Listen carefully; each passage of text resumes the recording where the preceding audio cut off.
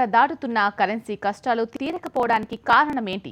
సామాన్యుల కనీస అవసరాలకు సైతం డబ్బు దొరక్కపోవడానికి కారణమెవరు?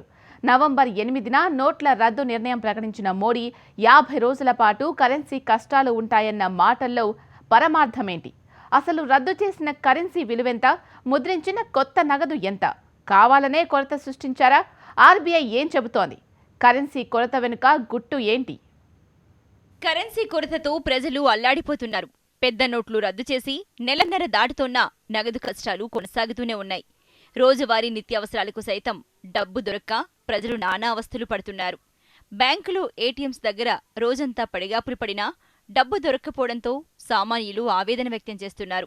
క్యూ లైన్లలో నిలబడలేక, సమయానికి డబ్బు చేతికి అందక దేశవ్యాప్తంగా ఎంతో మంది ప్రాణాలు కోల్పోయారు. ఇంత జరుగుతోన్నా ఇప్పటికీ కరెన్సీ కొరత తీరకపోవడానికి కారణమేంటని ప్రజలు ప్రశ్నిస్తున్నారు.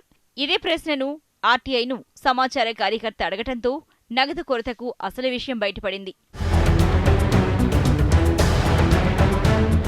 పెద్ద నోట్ల రద్దు తర్వాత తగినంత కొత్త కరెన్సీని అందుబాటులో ఉంచామంటూ కేంద్ర ప్రభుత్వం ప్రకటనలు చేసినా దేశంలో నగదు కొరత కొనసాగడంపై ఆర్టీఐని ముంబై ఆర్టీఐ కార్యకర్త ప్రశ్నించారు.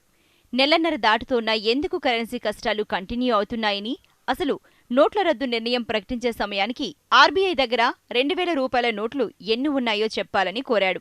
అందుకు ఆర్బీఐ దిమ్మదిరిగే ఆన్సర్ ఇచ్చింది.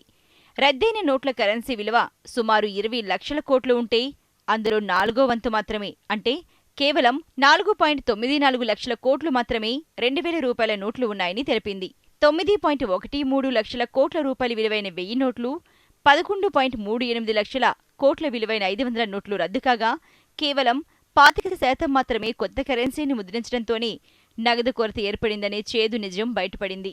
నవంబర్ 8న రాత్రిపూట నోట్ల రద్దు నిర్ణయం ప్రకటించిన మోడీ 50 రోజుల పాటు కష్టాలు ఉంటాయని చెప్పినా అప్పుడందరూ లైట్ తీసుకున్నారు.